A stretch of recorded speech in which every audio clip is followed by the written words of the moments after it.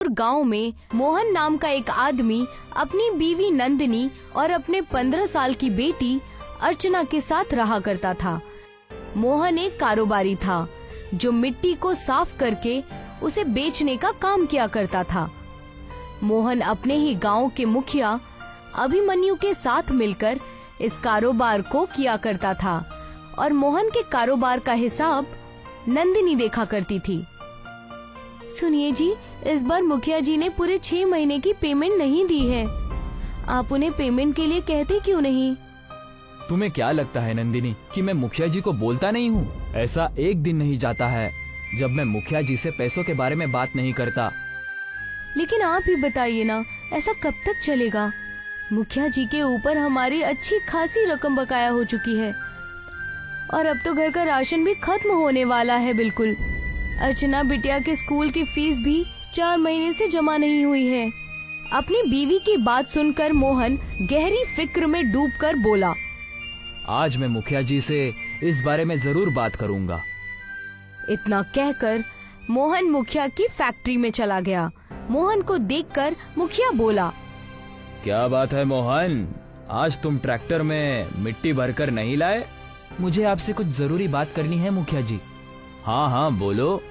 मुखिया जी, एक बार हिसाब किताब देख लेते तो ज्यादा सही रहता। आपने पिछले 6 महीने से मिट्टी की पेमेंट नहीं की है और अब मेरी जेब में फूटी कौड़ी भी नहीं बची है।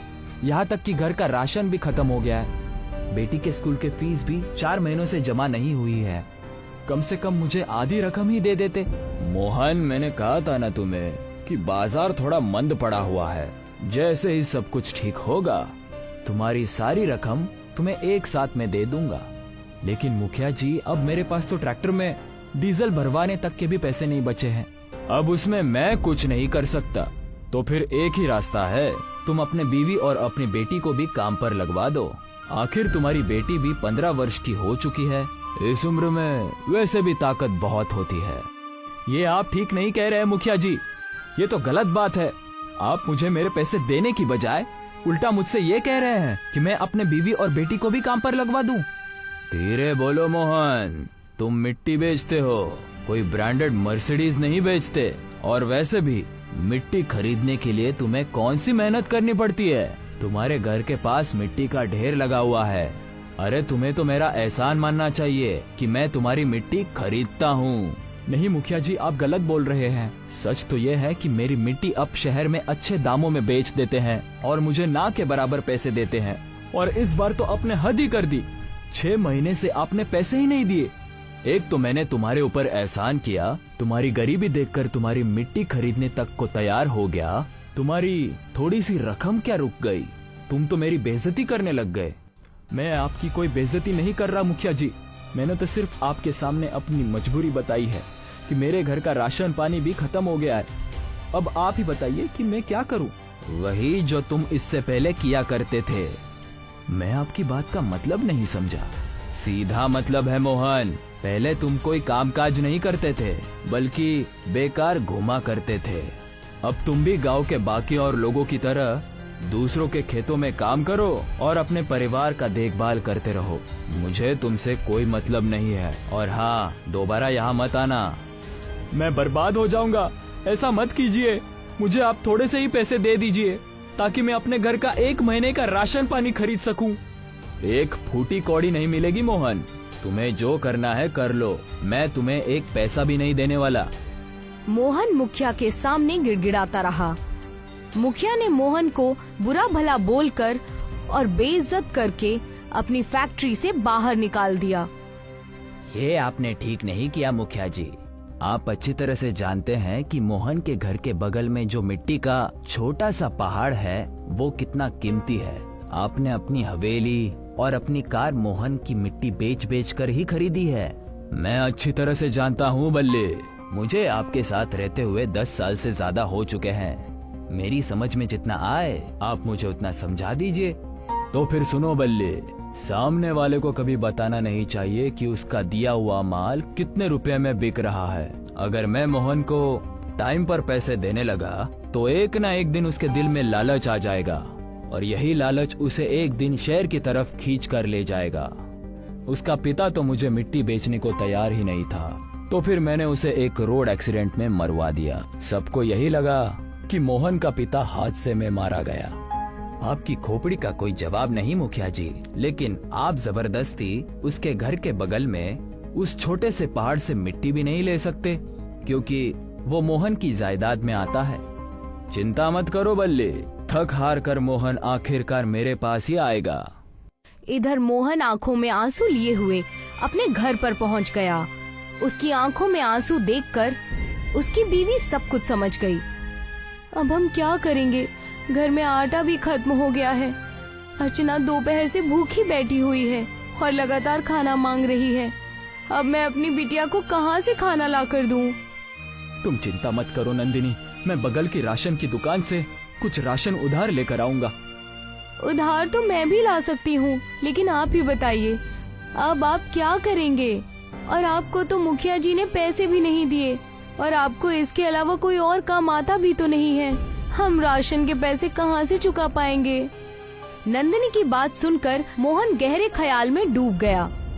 तभी उसके दिमाग में एक ख्याल बहुत तेजी से कौंधा और वो नंदिनी की ओर देखकर बोला, मैं वही काम करूंगा जो पापा किया करते थे नंदिनी।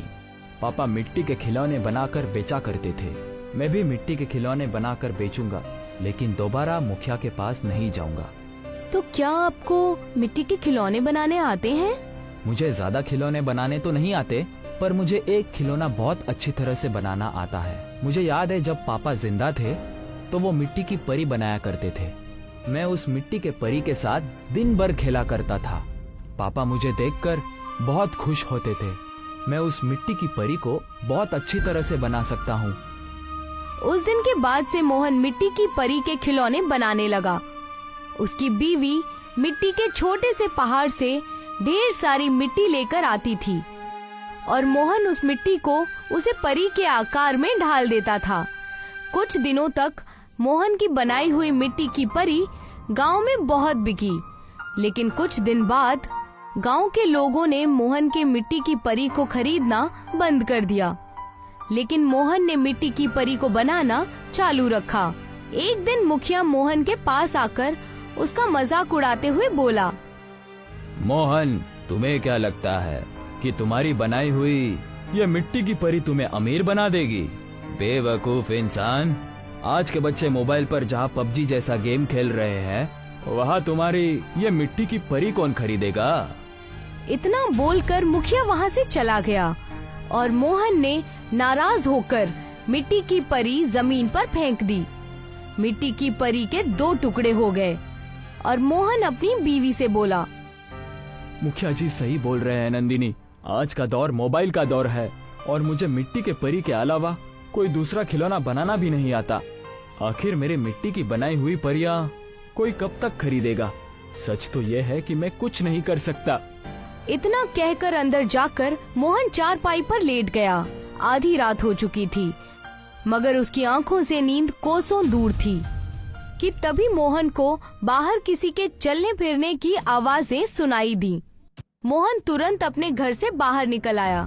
उसने देखा कि उसकी मिट्टी की परी जिसे उसने तोड़ दिया था, अब वो जुड़ चुकी थी। मोहन ने तुरंत अपनी बीवी को उठा दिया। क्या हुआ जी? नंदिनी, देखो, इस मिट्टी के परी को मैंने गुस्से में तोड़ दिया था, मगर इसे किसी ने दोबारा बना दिया। आपको कोई गलतफहमी हुई होगी।